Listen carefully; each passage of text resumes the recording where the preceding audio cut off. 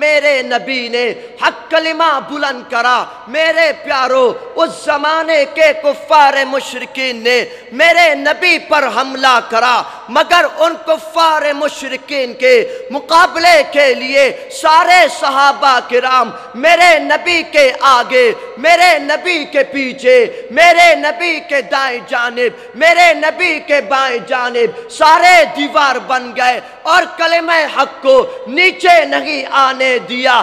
صحابہ کرام اس دین اسلام کے لیے کٹ گئے، اپنے بچوں کو یتیم کر دیا، بیویوں کو بیوہ کر دیا، اور ہم تک یہ دین اسلام ایسے پہنچا دیا کہ انشاءاللہ جب تک دنیا میں دین باقی ہے اس دین اسلام کو کوئی نقصان نہیں پہنچا سکتا انشاءاللہ۔ میرے پیارے بھائیوں، وقت بہت مختصر ہے میرے پاس، بات کو ذرا سمجھیے۔ آج کفار مشرکین ایک طرف ہے، مسلمانوں کے خلاف ہے، لیکن اس زمانے میں بھی ایسے ہی چلتا ہوا آیا کہ صحابہ کرام ایک طرف تھے، کفار مشرکین دوسری طرف تھے۔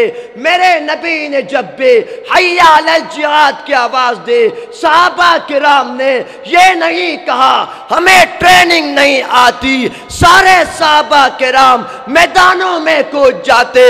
انشاءاللہ ثم انشاءاللہ بنگلہ دیش کی سرزمین پر جب بھی ہمیں جہاد کی آواز دیں گے ہم لوگ بھی سروں پر کفن باندھے میدانوں میں کود جائیں گے انشاءاللہ۔ میرے پیارے بھائیوں، آخری بات اس موضوع کی وہ کیا ہے؟ میرے پیارے بھائیوں، آپ نے کبھی ڈرنا نہیں ہے، میدان پر آ کر ان کا مقابلہ کرنا ہے۔ تاریخ اٹھائیے، ہسٹری اٹھائیے، سارے انبیاء کرام نے سب باطلوں کا مقابلہ میدان پر آ کر کرا۔ کہاں پر آ کر کرا؟ میدان پر آ کر۔ حضرت موسیٰ نے فرعون کا مقابلہ میدان پر آ کر کرا، حضرت ابراہیم نے اپنی قوم کا مقابلہ میدان پر آ کر کرا، حضرت عیسیٰ نے عیسائیوں کا مقابلہ، حضرت یوسف نے ان مصر والوں کا مقابلہ، اللہ کے نبی آخر الزمان نے ان سارے صحابہ کرام کو لے کر کفار مشرکین کے ساتھ مقابلہ میدانوں پر آ کر کرا۔ یہ بات بھول جائیے، رب کا وعدہ سچا ہے، جاء الحق وزہق الباطل ان الباطل کان زہوقا۔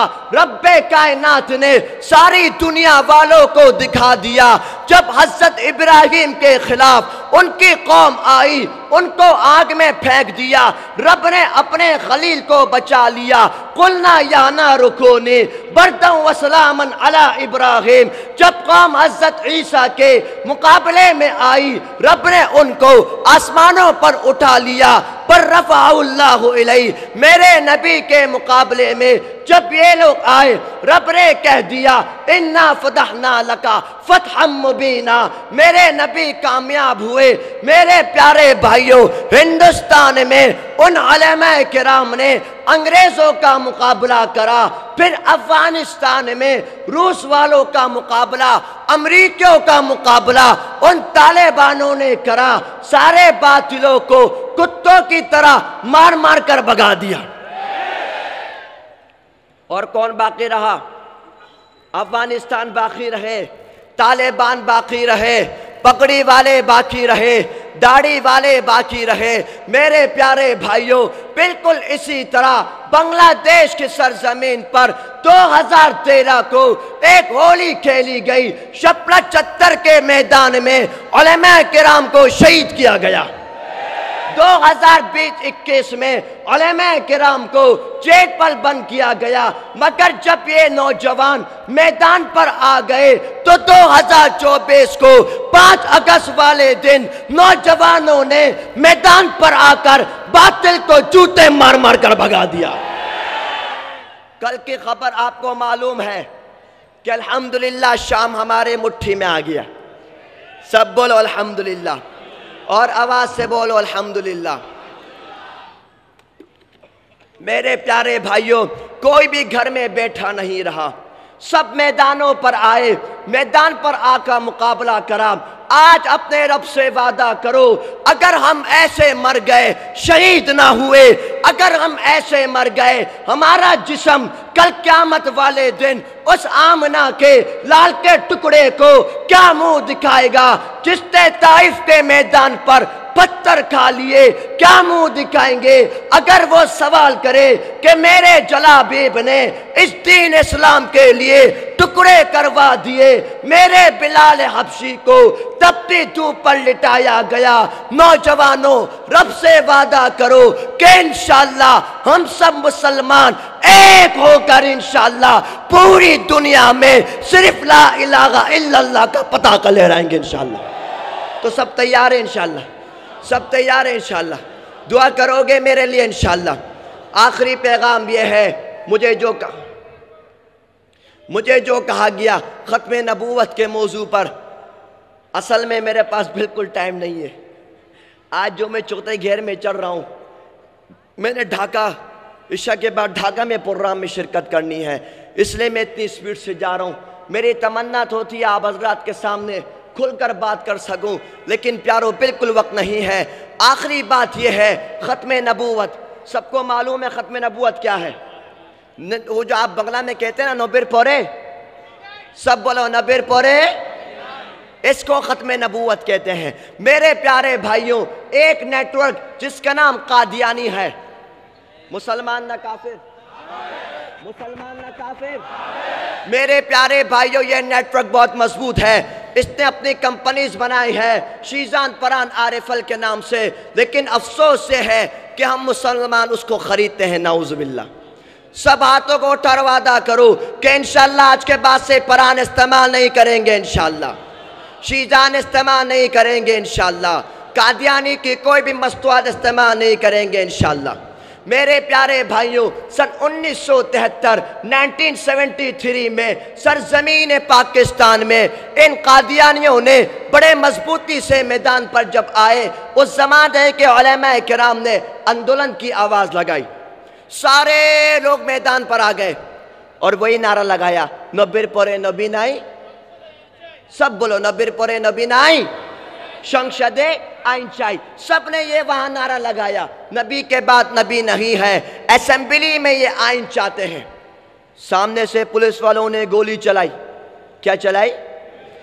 10,000 مسلمان شہید ہوئے، 10,000، اللہ اکبر، لیکن کسی نے میدان نہیں چھوڑا، اور بالآخر یہ شنشد کے آئین کے مطابق بل پاس ہو گیا کہ پاکستان کے شنشد کے مطابق قادیانی کافر ہے، الحمدللہ۔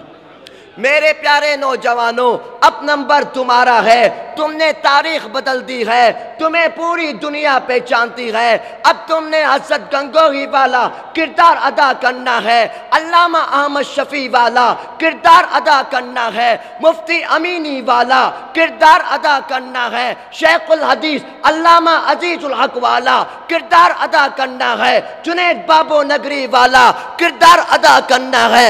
وعدہ کرو رب سے انشاءاللہ جب بھی بنگلہ دیش کی سرزمین پر علماء کرام ہمیں آواز دیں گے، ہم لوگ بھی سروں پر کفن باندھے لبیک کہتے ہوئے اس گردن کو کٹوا کر بنگلہ دیش کے شنشد کے آئین کے مطابق قادیانیوں کو کافر قرار دیں گے۔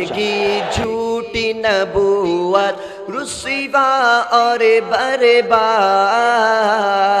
آؤ مل کر نعرہ لگائے، کوئی ہاتھ نیچے نہیں رہے گا، سب اٹھا کے زندہ باد بولیں گے، بولو ختم نبوت زندہ باد، بولو ختم نبوت، بولو ختم نبوت زندہ باد، بولو ختم نبوت زندہ باد، میرے نبی کے بعد کوئی نیا نبی آ سکتا نہیں، آئیں گے عیسیٰ یا پھر آئیں گے دجال کئی، ہر کانا دجال ہے لوگو سب کی نظر میں مرد آباد، آؤ مل کر نعرہ لگائے، کوئی ہاتھ نیچے نہ رہے، بولو ختم نبوت، بولو ختم نبوت، بولو ختم نبوت زندہ باد. آخر میں تاجدار ختم نبوت بولوں گا. زندہ باد آپ نے کہنا ہے، لیکن دونوں ہاتھوں کو اٹھا کر مردوں کی طرح، مجاہد کی طرح، جوانوں کی طرح تاجدار ختم نبوت زندہ باد.